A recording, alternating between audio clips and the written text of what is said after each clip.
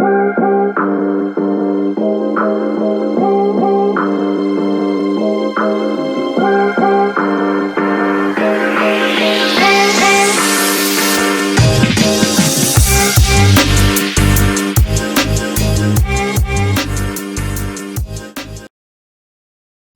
what is going on, everybody? Welcome back to Halfback Dynasty. My name is Brandin. We are joined today with our co-host, Tyler, the legendary Gator Sens. Tyler, how the heck you feeling, my man? Feeling great, Brendan. I got a little co-op tournament or season going on Madden 22 with my wife. It's not going well. So outside of that, feeling pretty good. We tried to beat Denver, of course, naturally. Horrible line. I think we lost 30-0 to the Giants through 6 picks with Bridgewater. So hoping my dynasty teams fare a little bit better, man. How you doing? Yeah, I'm doing okay. I think that the tough thing about Madden is you actually have to play and do things. With fantasy football, at least you can kind of just throw guys into the starting roles and they do all the work. So I know the pain. 6 interceptions is not bad at all, my friend. Not bad. Well, it's funny. I was telling my wife, it's like I always talk trash on the weekends about how bad quarterbacks are in the NFL. And it's like, man, I can't even complete a pass on Madden. Sorry, Denver sucks. No hard feelings, man. No hard feelings. So cool. Well, yeah, great to be back. We're heading into week 3. Before we begin, I do want to actually give our condolences to Mike Tagliere of Fantasy Pros, who did pass away recently. So prayers to him and his family. Had a big impact on me personally, Tyler. Watched a lot of his podcasts. I'm on Fantasy Pros a lot doing mock drafts. I was even doing a mock draft like 2 days ago, and the league's already started. The season started. So really tough loss to the community, man. Super tough. Yeah, really sad. Obviously a great resource to those always looking for help in Dynasty and Fantasy. Fantasy Pros is a great site. I've used them for years as well. Really sad to hear. Hopefully sending positive vibes to all his loved ones, friends, families, and too bad to lose somebody like that in the industry. Absolutely. I know we're all feeling it. So awesome, Tyler. Wanted to make sure we express our condolences before we jump into some fantasy football content. So the big news today that I wanted to talk about was Christian McCaffrey. Tyler, you and I are actually facing off this week in our big league, and I'm kind of screwed, man. McCaffrey only threw up 4 points, and then he got hurt. So you're projected to beat me by quite a bit. So I'm not looking too good this week. I think you're going to smack me. But what are your thoughts? Uh-oh. Can you hear me, Tyler? I'll see what happens, man. Brendan, can you hear me? Yes, sir. We are back. All right. Yeah, I was just suggesting that I'm not too happy about McCaffrey, man. Not too happy. Yeah, I think obviously there's a lot to play in our matchup. I wouldn't be too concerned about one guy. I mean, anybody can throw up a 4 or less any given week, but it kind of calls into what I've seen a few people posting on sites here and there. I don't think it's time to panic or move on from McCaffrey. Obviously his workload, we talked about it in this offseason, man, with guys like Kamara, McCaffrey, the guys that are kind of that big time tier that are getting a little bit towards their value cliff. I've seen a lot of people saying, is it time to move on? And I pretty much have the same response, whether is it time to move on from McCaffrey? Is it time to trade Jonathan Taylor? Is it time to trade Henry Ruggs? It doesn't matter who it is, man. It always comes down to the return. I mean, don't just trade a guy to get like a first rounder and Pittman for McCaffrey. I mean, it doesn't make sense. If somebody wants to overpay, the injuries are piling up.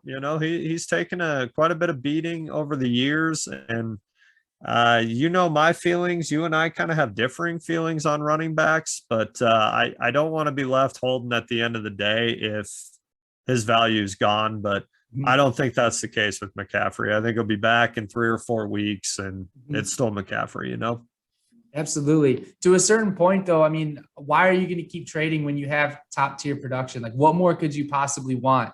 if that makes sense. So obviously, as a McCaffrey owner, pretty worried here. It just sucks losing arguably the number one dynasty asset, not including super flex leagues. But it's tough, man. It's tough. But I'm looking forward to our matchup. We'll see if Aaron Jones could throw up another like 30, 40 bomb, depending on your scoring settings. But yeah, your team's looking really nice right now. CeeDee Lamb, Justin Jefferson, Calvin Ridley, Chris Godwin. I mean, how are there any receivers on the board for the rest of us with that stacked wide receiver group, man? My goodness. You got to factor in that bench with Judy, Higgins, Ayuk, DJ Yeah. Moore. Yeah. Luckily, Oh my gosh. I thought about putting in Moore over Godwin. I just couldn't bring myself to do it. I mean, you and I talked about it last year, man. I hate having guys on Thursday night. I don't care how good they are. I just hate it because you either start your week so well or you're like, well, my game's over, you know? So, but man, DJ Moore looked like if they'd have kept going to him in that second half, he could have 200 yards. Yeah, he definitely would have thrown up quite a few more yards. I think he's a wide receiver one for sure. I also feel that he gets a lot of hate in a sense that people tie him to a bad franchise and a bad offense. But Sam Darnold has looked pretty good. I know he had a few mistakes, but Darnold has looked really good in my opinion, and he's shown that he can feed DJ Moore the ball. I personally think Robbie Anderson's a scrub. I think Chuba Hubbard is a scrub. He looked awful coming in for McCaffrey. So I don't know their tight end situation anymore. I don't know if they still have Ian Thomas. I think they do, but he's a scrub. So the point is, I don't get why they don't just force feed DJ Moore the ball, because he, in my opinion, could be a top 10 dynasty wide receiver. And he's still really young, incredibly athletic. So I'm super pumped to see what kind of outlook he has. So Tyler, I actually wanted to talk about a few players that kind of disappointed me so far this season. These are some players that built a little bit of preseason hype. Maybe they had an okay week one. Maybe they didn't have a good week one. But here are a couple guys that have let me down so far. And I never want to rush and panic. Obviously, it's a long season. Dynasty is a long game. But once you hit a certain week, when do we start to panic, right? Like when is it a good enough time to say, okay, I think I need to move on or not? So let me throw a name out there right now. The number one guy, and I don't own any shares of him. I just feel for a lot of people, and I was really hoping for the success of this guy, Clyde Edwards-Hilaire. He is not looking good at all. He's in a prime spot to perform and to produce in Kansas City, but he is not doing anything. So do we give him one more week before we panic? Do we try to trade him now? Do we wait for a really big game to sell? I don't know, man. I don't even know if he's going to have that big game. So that's exactly who, when you were kind of telling me what you wanted to do today, he was my number one as well. Obviously a ton of hype coming into the season. I almost think his situation is bad at this point. You know, Mahomes is not a check down quarterback. He can do things with his legs. He can go deep. He throws a ton of balls to Kelsey and Hill. Kind of like we were talking about, man, I don't think now's the time to sell CEH if he has a couple good games. I mean, I wouldn't be completely panicked on CEH, but if you get a good offer, CEH is a running back I would be looking to get out of. Obviously, his value is tied solely to the fact that he's young, that he's a starting running back, and that he plays for KC, which again, I don't think KC is a good place for a running back as their team has progressed. Obviously, what Williams did in the Super Bowl, that playoff run, was great. And it was like, wow, what a great place for a running back. This is 2 years later. They're a totally different team. They don't need to run the ball for starters. Again, Mahomes does not check down. I think Hilaire, a lot of his value is tied to check downs because he can catch. But if you watch him play, he's really not a great runner. I don't think he has great vision. And I think a lot of it is maybe unfair to CEH as a player. I mean, he was horrendously overdrafted as a rookie because of where he went. I don't think he was ever elite. I think he got blown up into this prospect that he wasn't because he went to the Chiefs.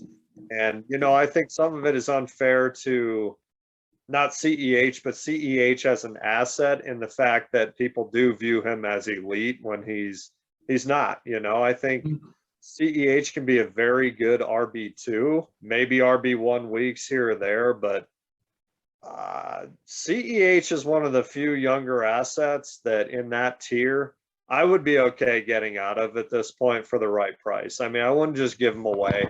I thought about with, my team, Brandin, I could really use a little bit more running back help, a little bit more young running back help for when Aaron Jones either is done after this year, next year, whenever he slows down. And I was going to give the first I own for CEH, and I'm not sure I feel comfortable making that trade. I agree. And it sucks when you have a player that seems like he has everything in the world he needs to be set up and produce, and it just doesn't come through. And it's almost like he obviously wasn't the most talented back in that class, but it almost seems like they drafted him and they're not using him for the reasons they drafted him. So it seems like a mixture of both lack of talent and lack of scheme. So regardless, doesn't matter. The Chiefs are going to be the Chiefs, and they're going to win games with or without CEH. So at the end of the day, NFL-wise, who cares? Doesn't matter. For fantasy football-wise, I would not want to own CEH, and I would agree that I would look to get out of him. Another running back that I was kind of let down by these first couple weeks, and maybe I bought into the hype, maybe I overdrafted, I don't know. But am I feeling skeptical about this player right now? A little bit. I'm not going to lie, a little bit, but I will stand my ground, and I'm not ready to give up on this player yet. But that other running back is Antonio Gibson of the Washington football team. I think he has all the tools in the world to be successful. I think he is really being outshadowed by J.D. McKissic a little bit. And it's not his fault. I think that's due to the Washington football team giving McKissic a lot more touches than he should be getting. But this is a player I generally am worried about unless he turns it around within these next couple of weeks, because I took him as my RB1 in a few leagues and have him in Dynasty as my first running back. So I don't know how you feel about him. I don't know if you own shares, but what's the deal with him?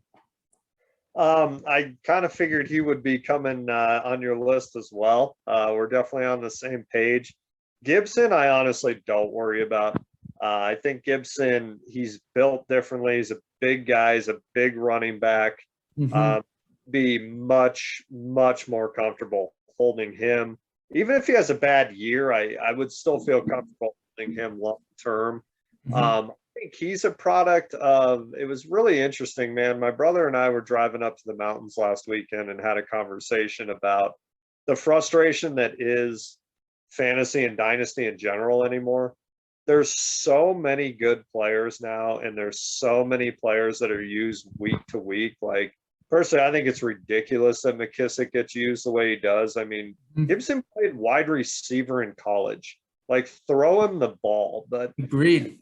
It goes to show, man, that even when you think you have these great assets, they don't always get the ball as much as they should. And there's just too many good players in the NFL anymore from a fantasy standpoint that there is no safe asset anymore. I would still say McCaffrey, Derrick Henry, guys like that you know are going to get 20 to 25 touches a game. Outside of that, man, even Kamara, you have no idea how much he's going to touch the ball. You have no idea. So I think it's easy to get let down in fantasy anymore because you do, like, Gibson is really good and he deserves more touches, but he's just not going to get them week to week. It's very, we were talking about, like, when my brother and I first started playing fantasy 20 years ago, where it was like, you could have LT, he's going to get 35 touches a game guaranteed, but in today's day and age, that just doesn't exist anymore. It just doesn't. Yes, teams are pushing for longevity with these athletes, but you made a great point. It's mind-boggling why the Washington football team plays a second-string pass-catching running back when their starter is honestly could be a borderline elite pass-catching back. Like, why are you even playing McKissic? I get like a change of pace role in a sense, but McKissic's not even a change of pace back in comparison to Gibson. He has a very similar play style. So just to give you a few statistics right here, week 1, his snap share was 65%. Week 2, it was 61. Week 1, he had 20 rush attempts. Last week, it was 13. So his targets went down too, from 5 targets to 2 targets. I know this was largely due to when the Washington football team had a few big plays with McKissic and they let him finish the drive and he actually scored. So I guess maybe the hot hand at a certain point, but 7 less touches and 3 less targets from week 1 to week 2 is kind of concerning to me. I know he also had 2 fumbles week 1, so maybe that's why Gibson wasn't getting the ball that much, but you got him in a super late round draft. When did they even draft him? Like 4th round or something? I know he wasn't a highly touted running back in that 2020 class because of the fact that he was like a 3rd round pick. So my point is, you get this guy who's super cheap. You basically got a steal in the draft. You're not going to utilize him how you should when your team is up and coming. Let's be honest, the Washington football team should honestly win that division. Maybe the Cowboys, but Eagles are not very good. Giants are not very good. The Washington football team is built to win with a really young team, phenomenal defense, stud running back, stud wide receiver in Terry McLaurin. Why aren't you going to let this guy gel with the starters, man? I don't get it. I'm salty, obviously. Well, and I think the other thing to focus on with all these kind of assets that we're frustrated with currently, it's only week 2. Played fantasy long enough to know the first 2-3 weeks are not indicative of the whole season. But this goes back to a philosophy thing for me that you and I have talked about at length. This is why I don't like running backs. I don't trust them. I don't trust coaches.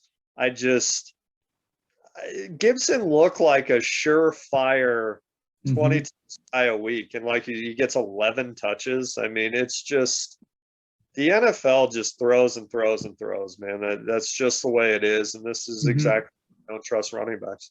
That's how you win the game now. Throw 400 passing yards, couple tutties, as you call them, teeters. So I don't know, man. I'm not as worried about Gibson as you mentioned, but my point being is at a certain point, you do have to start worrying, depending on where your roster stands. If you're contending, if you're not, obviously selling or buying at the right time, getting the right return. So it's very tricky. I'm holding on to Gibson. I've actually got him stacked in one league with Jonathan Taylor and Saquon Barkley, as we spoke about before. And Barkley's a guy that I hope really gets it going against the Falcons this week. But even him, it's to a point where I've tried selling him in multiple leagues already. I drafted him in the startup this year because the value was simply too good. I couldn't pass on him, but nobody is biting. I couldn't even trade him straight up for DeAndre Swift. Not saying I would, but the guy said, no, I'm not doing that. So maybe I need to rethink my strategy, man. Yeah, he's another player that's impossible. You're in an impossible spot. I think you just hold with Barkley, but at the end of the day, Saquon Barkley's had one good season. It's at that point that I think some of it's outside of his control. The Giants are terrible. Their line is terrible. But hey, that's where he plays. So, you always make excuses. They were terrible his rookie year, and he had 2,000 yards from scrimmage. But that's another piece that it doesn't matter if it's an RB or a wide out a tight end. There are fool's gold in Dynasty, and I hate to call Barkley that, but Barkley is not worth his cost right now. There's no way. That could change. He needs to get healthy. It could take him another year to get over the ACL for sure. But at that point, he's 25. Nobody wants him anyways because he's 25. Dynasty is just a tricky stock market, man. It's impossible to know when to sell, when to hold. And I'm a firm believer in you don't maximize your value necessarily unless it's an overpay. It's okay to hold on to good assets. It's like I told you, I never even considered trading Jefferson, even though a lot of people are like, well, he has nowhere to go but down. He's still a good player. So I understand from their rookie year why nobody sold Barkley, but Barkley's in a real tricky spot. I agree. And I think that he needs to have a couple strong weeks in order to gain some confidence back in himself, but also within the Dynasty community. So let me pivot real quick and let me tell you a player that I'm actually really surprised by. We spoke about a few running backs. Well, actually, before, do you have any running backs that you're kind of disappointed? I know we were on the same page a little bit, but before I jump ship, any other running backs that you're just shocked that have not been producing well the first couple weeks? I'd go for an undercard guy who came in with a lot of hype, but also a ton of risk. Mike Davis has disappointed at 8. Atlanta's terrible. I mean, their whole offense has disappointed out of the gate. I mean, don't be afraid to force feed that ball to Ridley there, Matt Ryan. So he's disappointed, and I think in the opposite, I've read some posts and seen some trades. Everybody needs to tone it down on Cordero Patterson. I would not be going out and buying Patterson all over the place. Patterson's been in the league for a decade. He's exactly what he is. He's going to have some good weeks, but really he's unusable. I wouldn't take, it's like we said, man, it's week 2. I take nothing away from anything that's happened these first 2 weeks, because we'll look back at the end of the year and be like, oh yeah, remember when Patterson scored those touchdowns? Yeah. It's almost that's almost as good as like Malcolm Brown starting off as like the RB1 the first couple weeks the past like 3 years. That was hilarious. That was so funny. People are like, should I buy him? Should I buy him? Like, his Cam Akers looked so bad last year, his first couple games. Nope. Classic. Yep. Okay, cool. Well, let me talk about a couple players at the running back position that I'm honestly surprised, and I'll tell you why. First off, it's going to be Joe Mixon. Joe Mixon, in my opinion, has come out. He's gotten a lot of touches, had a phenomenal week 1, 29 attempts, 127 rushing yards, and 1 touchdown, 4 receptions for 23 yards. That is really good usage. That's really good usage. Week 2 against the Bears, my favorite team, he saw 20 attempts as well. So clearly they are giving him the ball, which I really like to see. Granted, he had a difficult week against the stout Bears defense, but Tyler, we had a lot of question marks around Joe Mixon. Obviously, he's been injured. He wasn't performing to expectations. This could be his year, man. He's currently ranked RB7 in one of my leagues right now, and he could be a sneaky guy that really helps elevate your team if you bought him for cheap this offseason. Yeah, looked so good in week 1. As somebody that traded him, week 1 was a little bit tough to watch. The RB1, but can't get too high or too low on these guys. I think he played well last week, but when you look at his touches versus what he ultimately put together, not a great game, but it's encouraging that the touches are there. I mean, what we were talking about with Gibson, CEH to an extent, you got to have touches as a running back. If you touch the ball 10 times a game, you're probably not going to play that well. You touch the ball 25 times a game, even volume alone, you're going at least 80 yards. You're at least going to get 80 rushing yards if you touch the ball 25 times. Yep. So I think Mixon's a pretty safe top 10 for now. I think Burrow is beyond key to Mixon. If he struggles and teams just have to stop Mixon, it's going to get ugly quick. But obviously, Jamar Chase has come out and played well. T. Higgins has looked good. So I think they've got a pretty balanced offense. T. Higgins doubtful to play this week. So I'm interested to see if that helps Mixon or hurts him. So, very encouraging start for Mixon after a tough, obviously, injury-plagued year.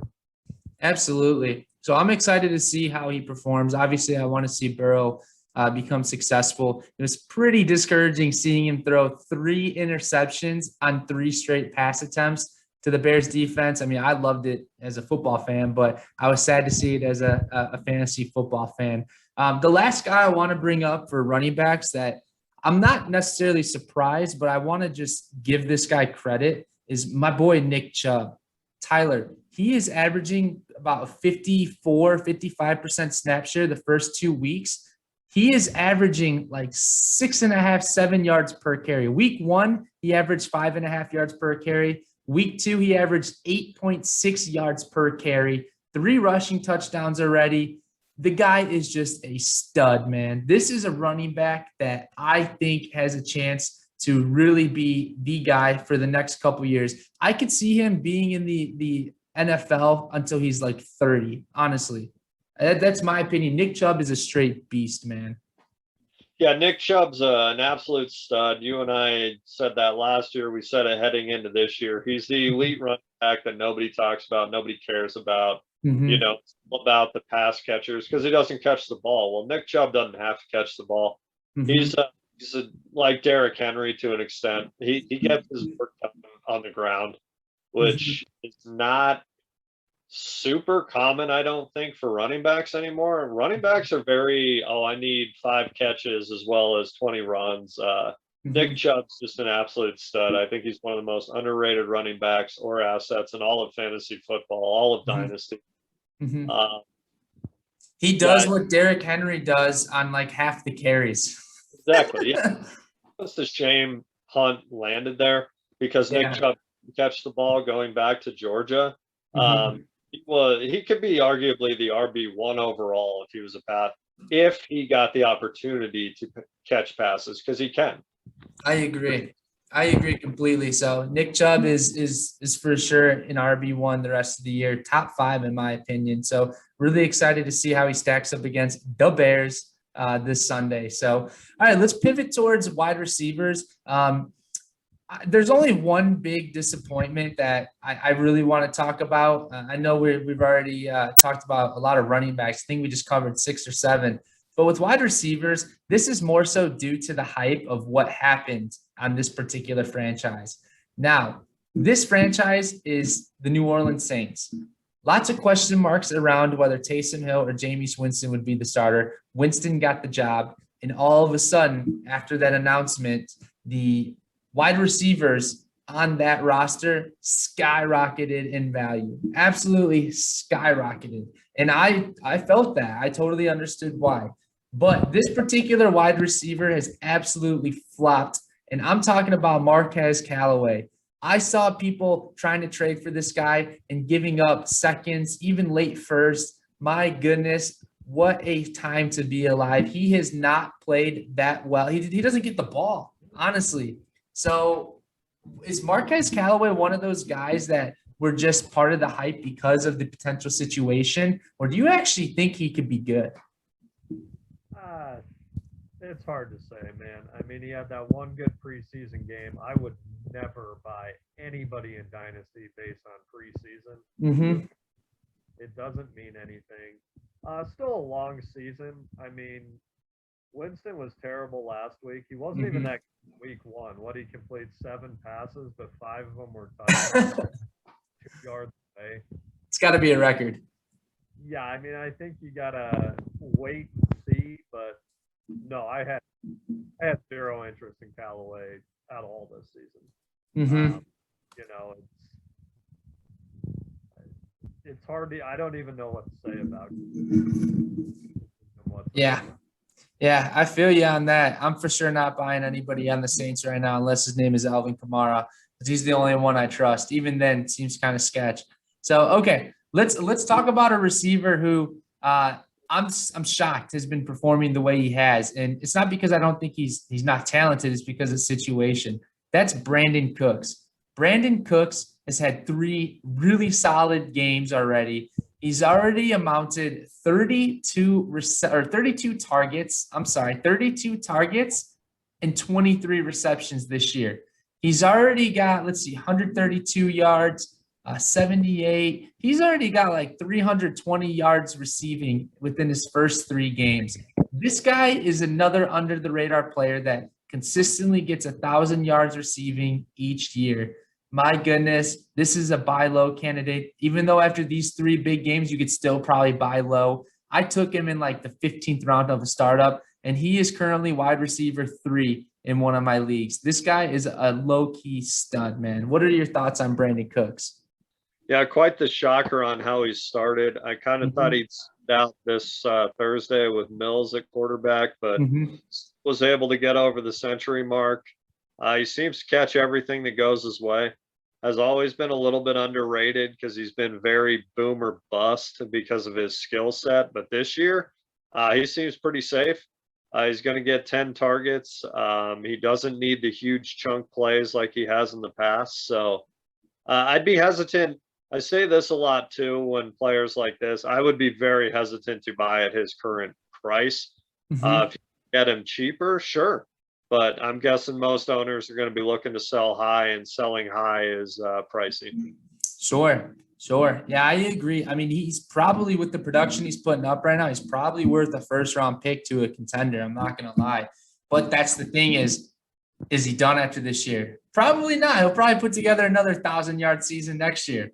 Will he be done after this year? You just never know. It's not like he's getting any younger. So I totally feel the hesitation there. Piggybacking off Brandin Cooks, my guy Cooper Kupp, dude. Holy cow. Stafford is feeding him the ball, man. Cooper Kupp looks legit this year. Another player that's probably underrated. You wouldn't put him up in that elite tier of wide receivers with DK, Metcalf, Justin Jefferson, AJ Brown, those types of players, CeeDee Lamb, but he has a great chance to outproduce all of those guys this year. So is Cooper Kupp, does he have a chance to be the wide receiver one this year for fantasy production? I don't know about the one, but certainly a top 10. He had a huge year a couple of years ago before he got hurt. I think he was the number 1, 2, or 3 at that point. Kupp's always been a little bit tied to injury. I mean, he's got such a good skill set. He's a guy that catches a lot of balls, which again, with running backs, you get volume, you're going to start racking up stats, but he's always had an amazing skill set. He just got to stay on the field. Kind of in the opposite, I wouldn't be looking to sell Kupp if I owned him. I would just ride the wave. That's great production on your roster, man. I agree. Floor, man. Even if he slows down, he's still going to get 8 grabs for 80 a week. That's more than you can say about Ridley, Jefferson, those kind of guys right now. There's no question. He's a much safer player. So obviously off to a great start.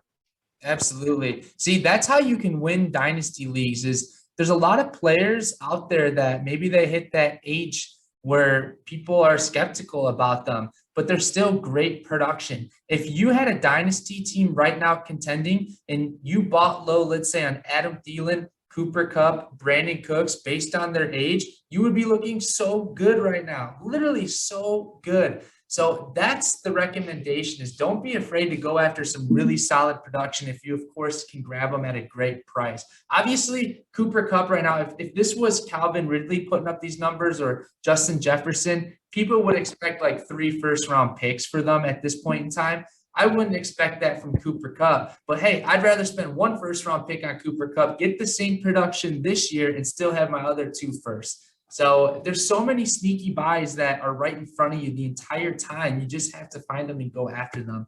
So I don't know, man. I don't know. Do you have any other wide receivers that you're really impressed by so far, or you're really disappointed? I just wanted to say one thing, that Adam Thielen's always a really good. It was a good call by you. He's so safe in the red zone. As somebody that Jefferson, I'm so frustrated by Adam Thielen every weekend, because in the red zone, it's like, well, he's not even going to look at Jefferson. Thielen's so good in the red zone. Yeah, it's so frustrating. So another guy that nobody cares about, but has been a good player for 6 or 7 years. I would say the guy I've been most disappointed with, I don't even know if it's his fault or his coach is just an idiot, is Brandin Ayuk. True. Extremely. He has 1 catch through 2 weeks. I mean, Shanahan says he's not in the doghouse, he's not this or that, but then goes on to say that, what is it, Schofield, whoever the hell that is, has outperformed him in practice. This is the frustrating part about Dynasty. A kid puts up almost 800 yards and 80 yards on the ground as a rookie, but now he's just terrible. I don't understand it. So keep in mind those stats. Wasn't Ayuk? He didn't really play the first few games, did he? No. If I recall correctly, that all came at like a huge string, like near the end of the season. Like, he was balling out, man. Exactly. Yeah. I mean, I think every coach wants to be the smartest guy ever. I mean, Shanahan's an idiot. He's not even playing Sermon. He's pretending Elijah Mitchell is this god of a running back, even though you drafted 1 guy in the 3rd and 1 in the 6th. You know how it is, man. We've watched Belichick do this nonsense for 10 years. Coaches are the most egotistical people in sports, period. And football coaches are the worst. Mm-hmm. You know, the Ayuk situation, I don't understand it at all. If you don't like the guy, then trade him. There's It's a lot of franchises that would give a nice penny for a Brandin Ayuk right now. absolutely. It's all about finding those hidden gems, just so you can be that guy that people are like, wow, like he finds these guys out of nowhere and they're such big talents, blah blah blah. So Yeah, and that's really funny. Ayuk on the other side is somebody I would 100% be price checking if I didn't own him. I saw, man, I'm going to forget exactly what the trade was, but somebody traded for Ayuk that it was like, I almost want to say it was Mike Davis for Ayuk in a first. And it's Woo! just, yeah, make that trade right now, because I don't think Ayuk will stay where he is much past the midseason point. At some point, you're going to have to play your good players, regardless of how smart you are as a coach, because Schofield or Sheffield, whatever his name is not good. Absolutely. Yeah, it's a no-namer. So, hey, just to kind of circle back with Ayuk's stats last season. So, through his first few games, this was the receptions. I'll do targets, receptions, and yards. So, week 1, 3 targets, 2 receptions, 21 yards. Week 2, 8 targets, 5 receptions, 70 yards. Week 3, 5 targets, 2 receptions, 18 yards. Week 4, 6 targets, 3 receptions, 44 yards. Week 5, 3 targets, 2 receptions, 12 yards. So we see a trend. He was really hovering around like 3 receptions on average for the first few weeks. But then I think Deebo Samuel went down, Kittle went down. And then by week 7, here's how many targets he got. Week 7, 10. Week 8, 14. Week 9, 9. Week 10, 16. Week 11, 13. I mean, and he caught a ton of balls, man, and he was putting up yards and touchdowns.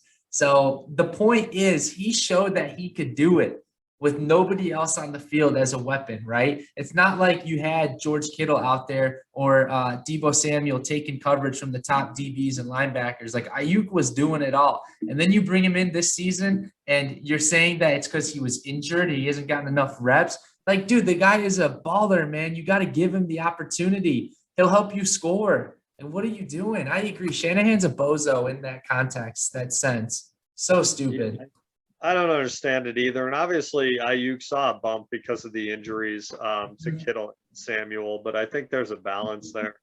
And I personally think Ayuk's skill set will be better suited for Trey Lance. I think when Lance takes over, it's going to be great. I know Samuel's had a really nice start, but you also got to look a little bit deeper. I mean, on his 80 or 90 yard touchdown, Jimmy Garoppolo underthrew him by about 7 yards, and he just happened to get back to it and then was gone. And that isn't going to happen every week. I understand that Debo's balling out, but I think sometimes, I mean, your stats are what your stats are. I understand that, but some of that can get a little.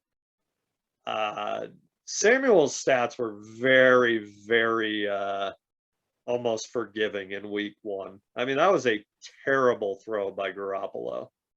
And it was so badly thrown that when Samuel went back and got it, the corners didn't even know where he was because it was such a bad throw. So that isn't going to happen week to week, but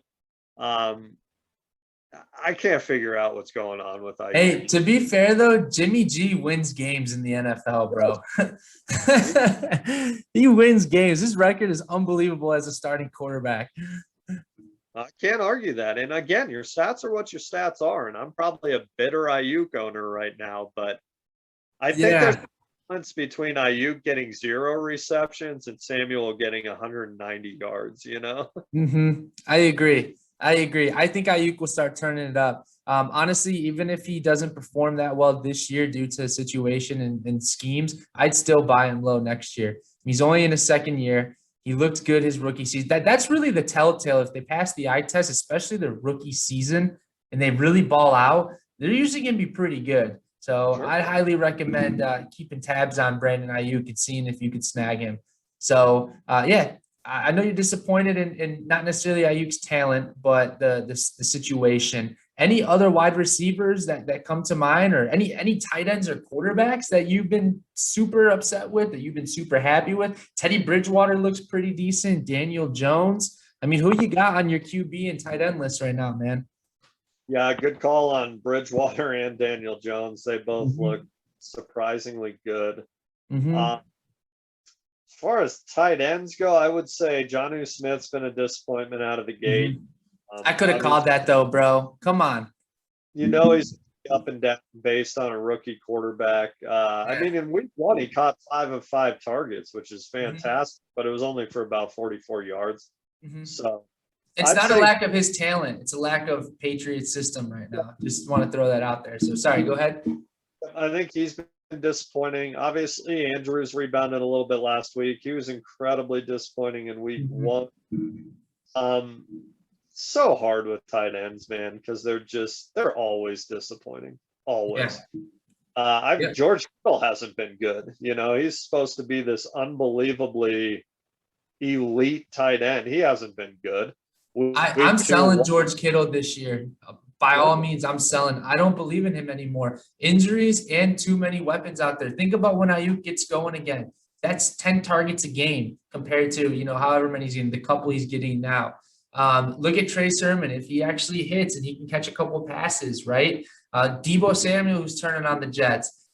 George Kittle, I don't think is who people think he is this year. And a lot of fantasy owners are suggesting TJ Hawkinson's going to jump in. It's going to go Kelsey, Waller, Hawk, man. And Hawk looks good right now. I'm not going to lie. That was the guy I was going to say. Hawkinson looks absolutely incredible right now. Even Waller had a bad week too. It's the age-old thing, man. It doesn't matter if he's 25 or 48. The only consistent tight end is Travis Kelce. Period. Yeah. End of. Travis Kelce is never going to put up a 2. He might not always put up a 25, but he's not going to put up a 2. Which is incredible, because you saw last week. What did Tyreek Hill have, like 20 yards? Tyreek Hill did not get that many looks, man. He was not playing that well.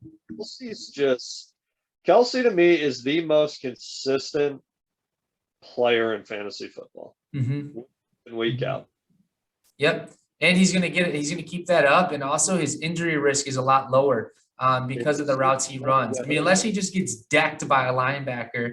I mean, he's not moving that quick out there, but he's not making quick cuts. And he's also not getting the ball 30 times like Christian McCaffrey. So he's still at that perfect level of production, the amount of targets he gets, to where his career will be very long. He's going to be like an Antonio Gates, a Vernon Davis, Tony Gonzalez. He's going to go forever, man. He's going to go till 40. Good Lord. Yeah. So, I mean, outside of his consistency, Hawkinson's been not really a surprise, but I mean, the way he's playing has been great. And then outside of him, I wouldn't be buying him, and I know nobody wants to hear it, but the other best surprise at tight end this year has been Gronk.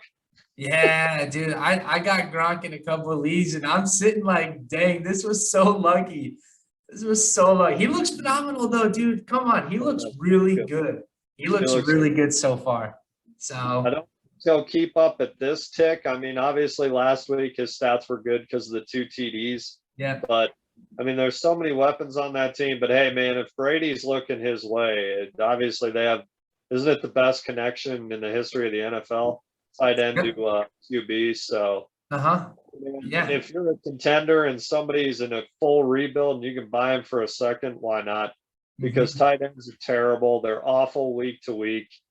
I'd rather take a shot at Brady throwing anybody the ball versus like a Jonnu Smith or a Tyler Higbee. Yeah, I agree. And guess what, man? The cool thing about Brady is he's so freaking accurate that it doesn't matter if Gronk has elite route running, because of the fact that Brady will get him the ball and put it exactly where it needs to be, where Gronk can catch it. So nobody can tackle him anyways. He's like, he's a beast. It's like growing up. The linebackers and all that look like us trying to tackle our older brother in the backyard. Like dudes hanging on him, and somehow he just keeps going. Yeah, I'm a big fan of Gronk, honestly. So I love his personality, man. What happened with his comment this week that Bruce Arians and the management made him go out on national TV and talk about that he actually does do game footage is so freaking stupid. What? Wait, what happened? He was on with Manning and Manning on Monday night. Oh, yeah. Yes. And like Peyton and Eli were just kind of going back and forth with him. And I think everybody knows Gronk's personality. And Gronk said he flat out, he doesn't watch game footage, period. He just doesn't get afraid to watch it. And obviously he was joking. And if he's not, he's the greatest tight end ever. So who cares? Yeah. His team like made him do a press conference and talk about how much footage he watches. It's just like, good Lord, man. First off, it doesn't matter. It doesn't. I mean, whatever he says, it doesn't affect the team in any way, positively or negatively. Like, yeah, I mean, he's producing, so who cares what he does? Now, that's like Allen Iverson missing practice. I mean, the guy's a baller, bro. Who cares? Nice, dude. Nice. Cool, man. Hey, well, we've talked about quite a few players. Clearly, all of this talk could mean nothing after this week of games. So anything else you want to say before we shut it down for the week, man? I'm glad you brought that up, Brandin, because the only thing I can say is everything we think we know won't happen this weekend. Nothing matters from last week. I think that's the most important thing to realize.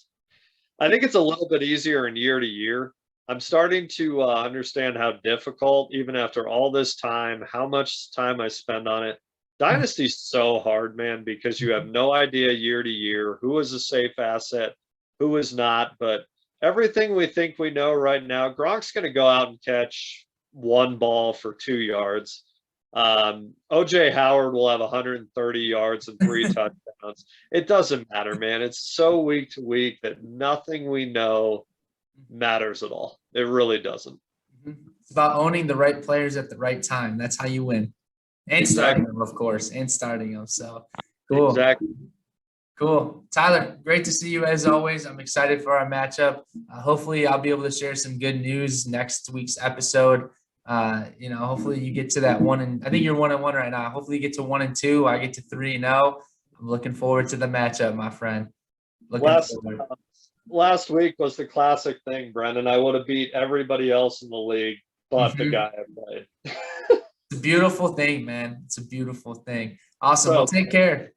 Yeah. Take care, everyone. Thanks for listening. We'll talk to you soon. Tyler, just remember, you're in this for life.